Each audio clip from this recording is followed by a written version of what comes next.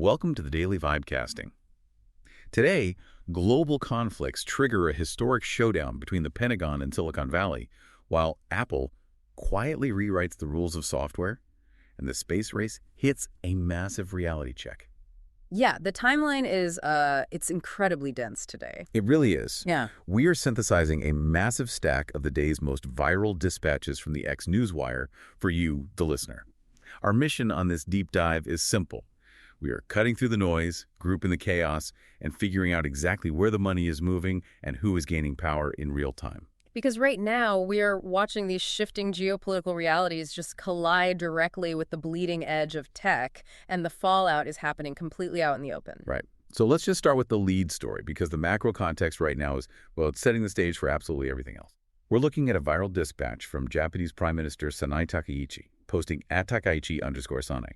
She just announced that Israel has launched a preemptive strike on Iran. And explicitly noting U.S. involvement there. Exactly. She's detailing Japan's immediate crisis room setup and their national evacuation plans.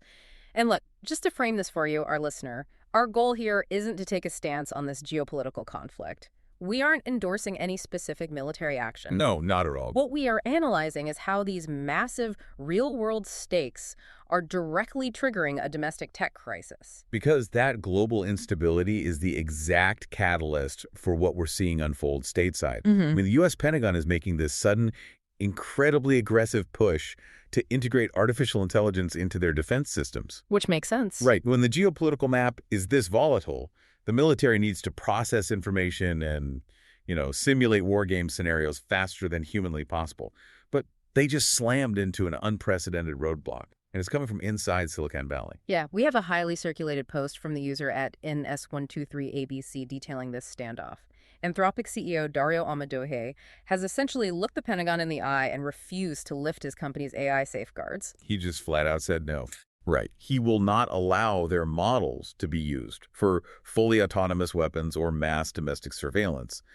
And as a direct result of that refusal, President Trump ordered a federal ban on Anthropic. Which is wild. It is. And to give Amodei's stance some context, a new study out of King's College London just dropped, showing that Anthropic's flagship model, Claude, escalated to nuclear threats in 95% of simulated war games. See, but you have to look at the second-order effects of this ideological clash. Palmer Luckey, the founder of the defense tech company and Dural posting at Palmer Luckey, he's asking a fundamentally uncomfortable question here. Which is what? Should unelected corporate executives and private AI safety boards be the ones regulating the U.S. military? Right. Think about the mechanics of this in a live conflict. Amodei says Claude can't be used to target innocent civilians. That sounds great in a press release. But in asymmetric warfare, where combatants don't wear uniforms, if a private company's algorithm gets to dictate the definition of an innocent civilian based on its own hidden moral framework, does that effectively neuter the president's entire deterrence strategy? That is a massive transfer of power to the private sector. Exactly. But the government is pushing back hard on the narrative that Anthropic is just acting out of moral purity.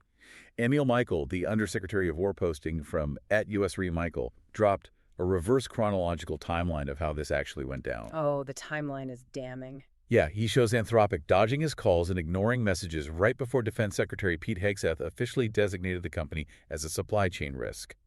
The government's angle is that Anthropic wasn't even operating in good faith to find a middle ground. Which brings us to the market fallout, which is absolute chaos right now. David Pfau, posting at Pfau, highlights commentary from Dean Ball at Dean Ball.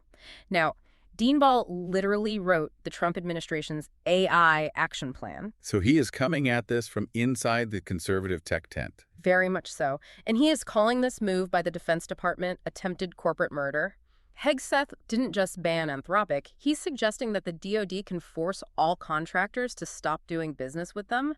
This is where it hits the hyperscalers. Let's define that for the listener really quickly. When we say hyperscalers, we are talking to the massive cloud computing providers, companies like Amazon, AWS, and Google Cloud, the ones who have the sheer physical infrastructure to run these gigantic AI models. Right, and those hyperscalers have billions of dollars invested in Anthropic, but they also rely heavily on massive federal defense contracts. So if the DoD forces this ban, what does Amazon do? They have to choose. They have to choose. Do they divest from one of the most important AI companies on Earth?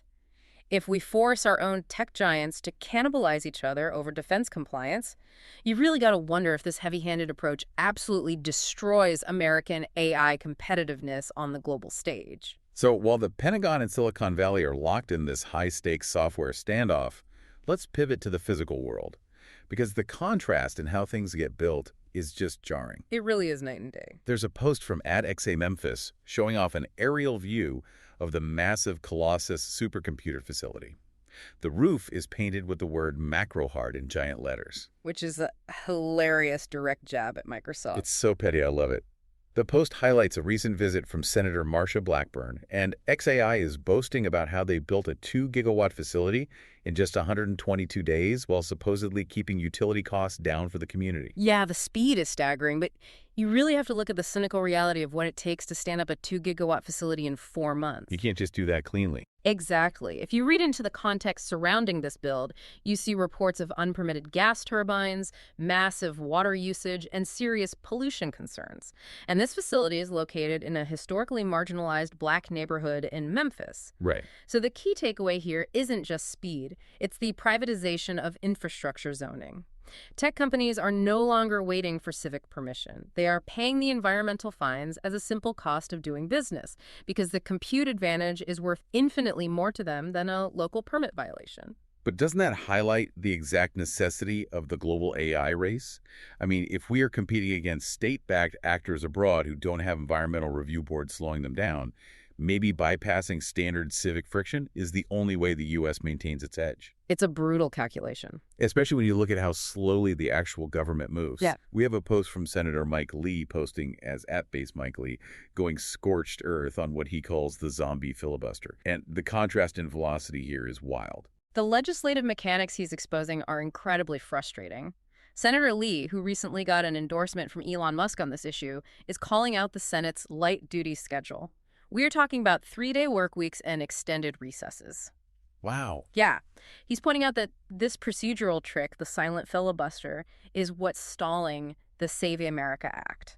Let's give some context on that. Sure. So the silent filibuster means a senator can just send an email objecting to a bill, and it grinds the entire floor to a halt without them ever having to stand up and actually debate. Right. And the Save America Act is a bill requiring proof of citizenship to register to vote.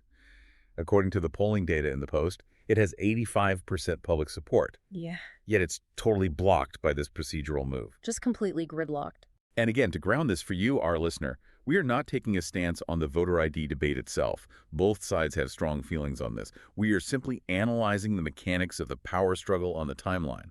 We're looking at how heavily supported legislation sits in a multi-year gridlock, while a private company stands up the largest supercomputer on Earth in 4 months. It exposes massive internal tensions within the GOP over whether to force a return to the talking filibuster.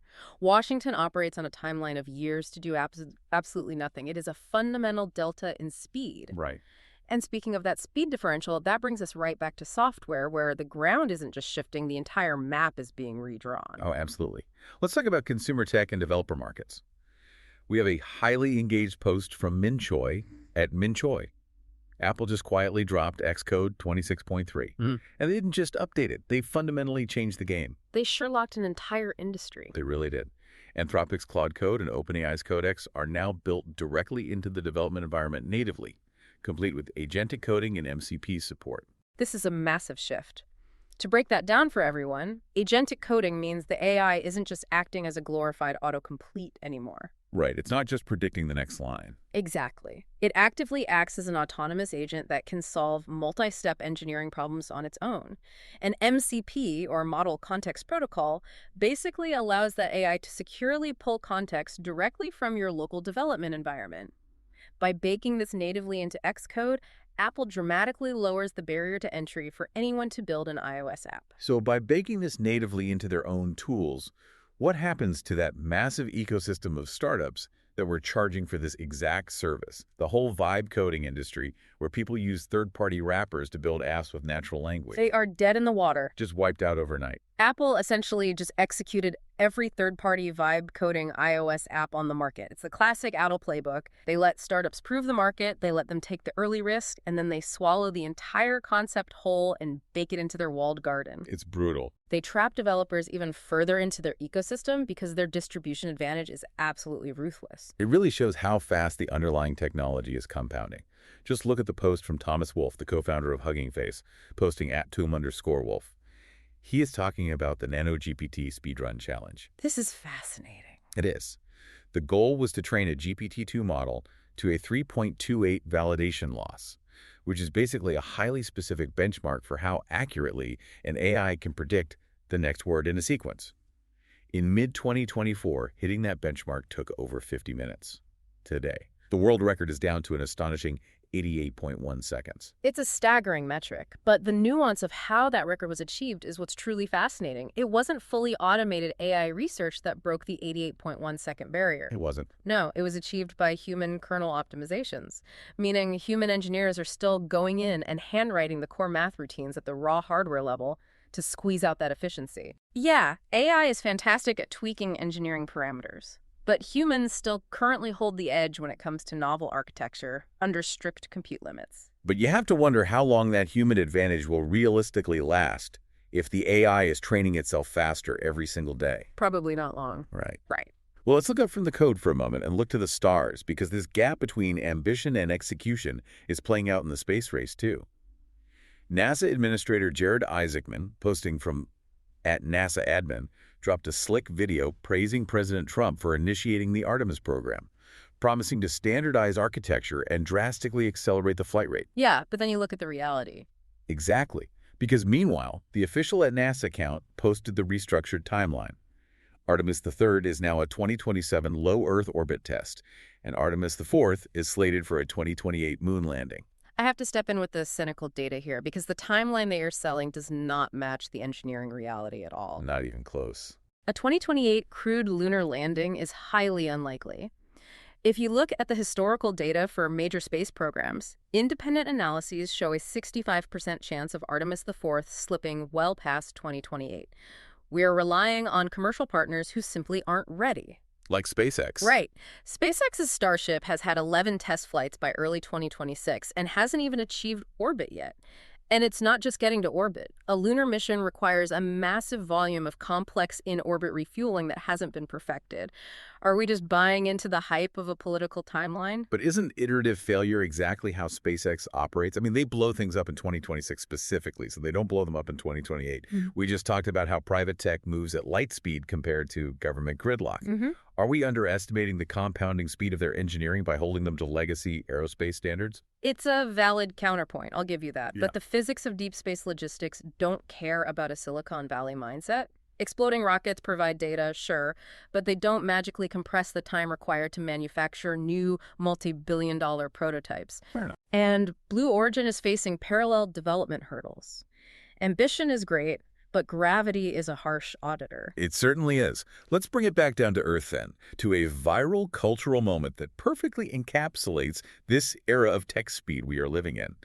Tanay Kothari, the CEO of Whisperflow, posting at Tankotes, has thrown down a massive gauntlet. This was wild to see on the timeline. He is offering a literal Porsche 911 GT3 RS to anyone who can type faster than his AI can dictate. It is a brilliantly designed market capture funnel. Their previous video got 3.5 million views because they challenged 5 power users to try and make the AI make a mistake, and they physically couldn't do it. They just couldn't break it. No. Whisperflow is claiming 3x accuracy over Apple's Siri. The footage shows it flawlessly handling heavy accents, rapid speech, and even complex coding syntax. Launching this right after their Android debut is a masterclass in marketing. It really is. The house always wins when the AI is this fast and this accurate. It really is the underlying theme of the entire day, isn't it? Speed and friction. We are watching xAI build a massive world-class data center in 122 days. We are seeing AI models being trained from scratch in 88 seconds. We have AI dictating complex code faster than human hands can physically type on a keyboard. And on the flip side, you have the traditional gatekeepers, The Senate with its zombie filibusters, the Pentagon trying to force contract terms on tech CEOs, NASA trying to manage a slipping lunar timeline, they are all struggling to keep up, let alone maintain control. They're just paralyzed. Completely. The friction comes from that massive delta in velocity.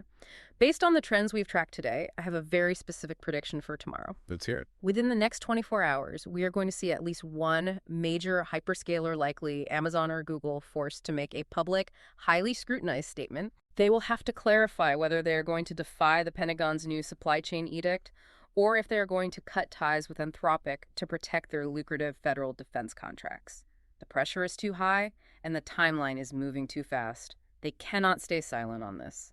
That is going to be explosive to watch unfold. And it leaves you, our listener, with a final thought to mull over as you go about your day.